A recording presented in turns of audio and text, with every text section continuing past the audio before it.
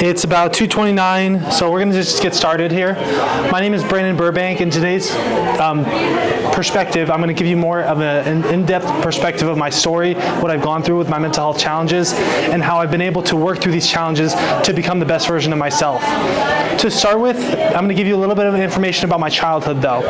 I grew up in Whatcom County, and I was raised in a wonderful family who was very positive and uplifting and helpful for me in my journey. However, it wasn't until I really turned the age of 19 years old and I returned home from studying abroad, a study abroad trip to Barcelona, Spain, that I experienced my first mental health break or mental health challenges that were extremely severe in comparison to the rest of my childhood. Because I was being a successful kid, working through a part-time job while going to school, going to Running Start, and doing things like that was totally that's the reason why when I was 19 and I was diagnosed with this condition, it was totally unrealized, and I wasn't expecting this challenge to occur in my life. As a result, through these challenges, it's made me who I am, and that's why I'm not going to live life with regrets and tell myself that I can't be the best version of myself. Every day I live life and I go through challenges just like everybody else, so I'm no different than any one of you in this audience right now or anybody else in this world who has had mental health challenges and who definitely needs certain help for people to work through these challenges. As a result, I'm going to talk about a couple of, there's some different viewpoints which can help give you more insight about what I've gone through and how I've been able to triumph through these challenges.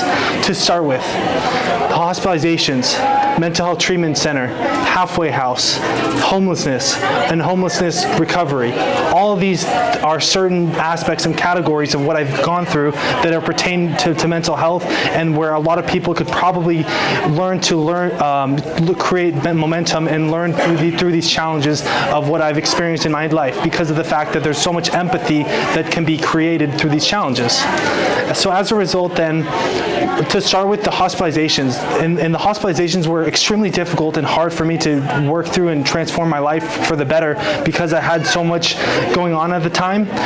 There was many times when I was going through these challenges and I was like trying to figure out how to get through the manic symptoms and symptoms that were really hard to work through. And as a result, I had to work through these challenges by myself, but also work with the clinical team to help me stay stable and remain stable in the long run. As a result then, so then also with the halfway house, I'll talk about that briefly for a little bit of time period. I worked through these challenges, and I'm going to actually shut these doors so that there's better, so I can focus better. Yeah, there we go. So the halfway house was when I was back in 2017, and I was just still getting familiar with my diagnosis. As a result, these challenges and I faced a lot of self-hatred during this time period, because I'm like, I don't have a diagnosis, I don't believe I have this, and I don't believe that I need help. But it's like at the same time, I had no support. My family was kind of like trying to be helpful in certain ways, but it just wasn't working out. As a result, so this was at the Agate Heights facility here in Bellingham, and so when I was 21 years old at the time, 20 and 21, I was living at the Agate Heights facility, and that was a transformative place for me, because it helped me gain more momentum and insight around seeing other people who have a mental illness and who are working through their challenges with their mental health, and seeing that change is possible, but that requires a tremendous amount of work. And so for me, I have a lot of hard work, a strong drive, and a hard work ethic to work through my recovery. That's what's made me here where I'm at today. And as a result, these challenges are what has made me who I am. So rather than being on the negative side of life and telling myself that what I can and can't do, I would rather just be able to try and be better and grow from these challenges and be able to be the best version of myself every single day. So as a result, then we can also talk about the time when I was homelessness. I was a little bit of homelessness in my story when I was returning home from living in Southern California, in Long Beach, California at the time. The homelessness was hard. I had no support from family once again, and I had to work through these challenges, and I ended up in the hospital for about a month stay back in 2022. And so these challenges are what have made me who I am today. And so because of that, I'm not asking myself, how can I grow from these challenges and learn to become the best version of myself so that I just don't get too down? Because there's many times when you have a mental illness like bipolar disorder, you have a lot of people who are might be testing you or just asking you if you can do better or how you're doing with yourself. So for me, I take one step at a time and tell myself, hey, you're doing okay, keep going, keep remaining momentum, keeping on what you're doing, because it can get tough. Trust me, I can totally empathize with all of you today who are in this room who have a mental illness or who have a mental health challenge. My next question is this: do you know somebody who has a mental illness? Or do you know somebody who has some type of struggles? So with those challenges, how can you be of support for other people? Because when we give ourselves to help other people, we make a huge difference in their lives. So that's kind of why I'm asking myself, how can I be better? And so that's why becoming a part of the Clubhouse model and what's helped me grow and find sustainability through my life journey is what I'm very confident that you can also do as well to work on your recovery as well. So, with that being said, give a little fuzzy ball. Yeah. So with that being said, the next topic we could cover is the homelessness recovery. What did that look like? So after returning home from I call home Bellingham because I grew up here. After returning home from living in Southern California, Long Beach area for over 2 years, after I was discharged from the hospital, I had a lot of work ahead of me to work on these challenges, and the hard work ethic that it was required of me to work through my homelessness recovery. I stayed at this organization called the Sun House Community here locally in Bellingham, and that was a place for me to get back on my feet, ask myself, how can I do better? How can I work through these challenges and become the best version of myself and not become victimhood to my circumstances? There's been many times in my life in that organization where they were instrumental for my recovery, and even during this time period, I was still working on my speaking career. My speaking business has been, this is my speaking business, and I'm trying to create more momentum as I continue during this journey of life, and enjoying it while on the process of growth and rejecting failure and rejecting what other people say can't be possible, because I believe that I'm limitless to what I can achieve. It's just a matter of how hard I work and how much work ethic I can put into myself, and asking myself tangible and realistic outcomes of what I'm looking for. So more on the recovery from the homelessness situation at the Sun House community in Bellingham. This was about 2 years ago, roughly. So that experience, I also was working a part-time job, and so let me tell you about the importance of having some type of job to work on your recovery. If you are dealing with some type of mental health challenge and you have a part-time job, what that does to you, to the individual, is it gives them more purpose. It gives them more of an ability to work through their challenges and ask themselves, how can I get better? How can I work through how can I work through my challenges and have purpose and have meaningful connections and meaningful relationships with people who are working alongside with you with your objectives in your world, in your recovery, and in your overall dreams and goals and whatever work that you're working on. So I wanted to more talk about some more of my successes now with this time period, and then I'll talk about the Clubhouse and transition, and then we'll close up. So with the whole impact with some of my successes have come from my hard work and dedication and commitment, and I'm even actually starting a new chapter in my life. I'm starting a course with BTC to get a bachelor's degree in operations management, but I'm going to go back maybe 2 years or 3 years when I first published my first book, Come Back to Success, Relentless Commitment for a Better Tomorrow. This book itself, it started back in 2020 when I was living in Seattle, Washington at the time, and I was asking myself, how can I get better? How can I make a difference in the lives of other people who have mental illnesses, who have challenges with their mental health, and who are trying to work through their challenges and become the best versions of themselves?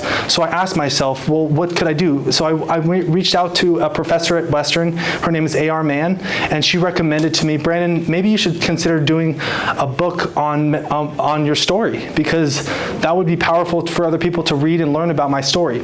As a result, that's what I ended up doing. So from start to finish, I started writing the book in 2020, and then I published it in 2021, 2022 for a year and a half later when I was in Long Beach, California. So because of that, what I learned from that experience is that it takes a lot of persistence, but it also has having the right people and connections to help give you more perspective and more of a chance to work through your challenges makes all the difference.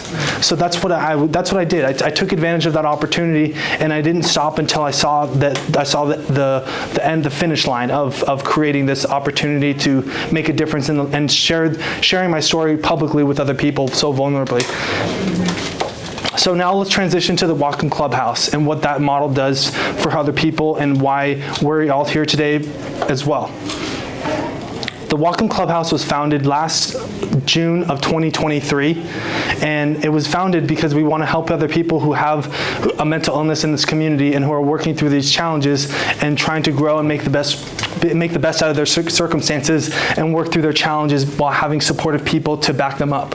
And so for me personally, I'll speak for myself, but I also know that there's a lot of other people who are making strides in their recovery by just being a part of this community and helping other people. We help each other out and working through these challenges so that people can make the difference in their lives and grow from their challenges that they experience on a daily basis. Because we all know that mental illness is a lot more difficult than not having it. And so that's kind of why being more, the one thing I like to think about when I was diagnosed, I got to tell you guys first and foremost, I was diagnosed with bipolar disorder at the age of 19. So that's kind of where I've experienced ups and downs and highs and lows of life. And how do I work on managing that condition right now is that has been through being able to be a transparent and helpful person and working through my challenges and being optimistic about the future and asking myself, how can I be better? And asking myself, what does accountability look like, and what does transformation look like? So those are the types of things and the viewpoints that I want you to think about, and how you're working through your own challenges with your mental health, or how you can be of service to other people with their mental health challenges. So the Clubhouse model, we started this. We have a model where we cover a daily ordered process.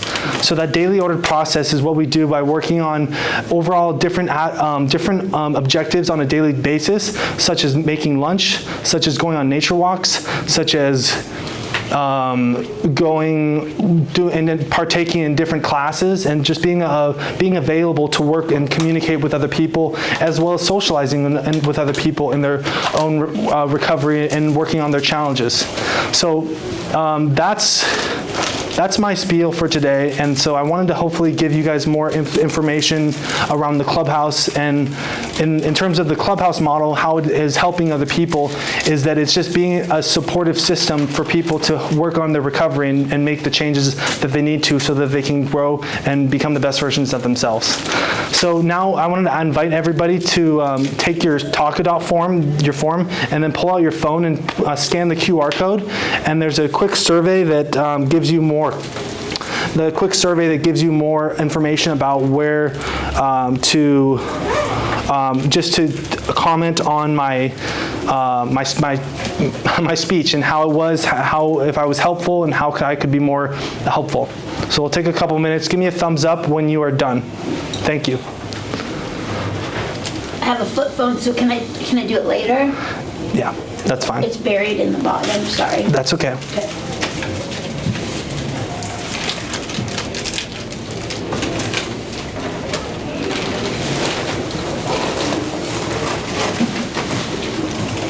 I don't get any service in this room. Okay, that's fine.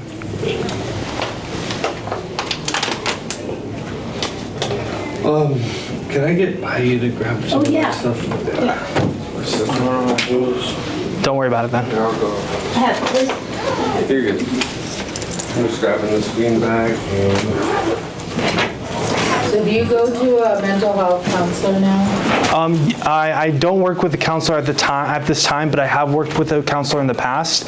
Yeah, let's open it up for Q&A actually as well. I'm sorry, I totally forgot about that. Do you have any other, does that answer your question? Yeah. Okay, yes. So, if you were diagnosed at 19, did you have signs when you were a child?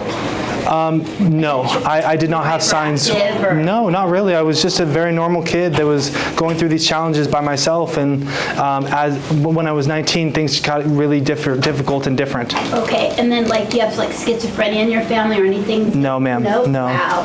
Any other questions, though? Yes. Was it hard to adjust the times that you were in hospitals, like psych hospitals? Yes. Hard when you got out, was it? When it came to the transformation of getting back into the real world, Yeah. it took years, if not months, to help me work through these challenges and working through a supportive mental health team at times to help me work through these challenges. And it definitely I felt alone at times, but because I have built a strong source of support from other people, it's made a huge impact. Let's go, okay. So do you still go to the walk in the clubhouse? I'm a generalist, so I work part-time at the Walking Clubhouse, and I work there, and then I also work on just helping other people and making a difference in other people's lives, and being somebody who can relate with other people at the clubhouse. Yes. Nice. Thank you. Where is it? What's your last? Where is the clubhouse? The clubhouse is located off of Meter Ave, which is near Lakeway Drive in Bellingham. Okay. Where's Meter off Lakeway? Puget. They're all alphabetical. I live on Welcome Falls, so maybe I'll pop in. Okay, yeah. I just don't know. I get lost. Are there any other questions before we end this? Thank you. Awesome. Thank you very much, everybody, for attending. I appreciate that. Thank you. Good job. Good job, Brandon. Very good. Thank you. And it's just not working for me for some reason. Yeah, I don't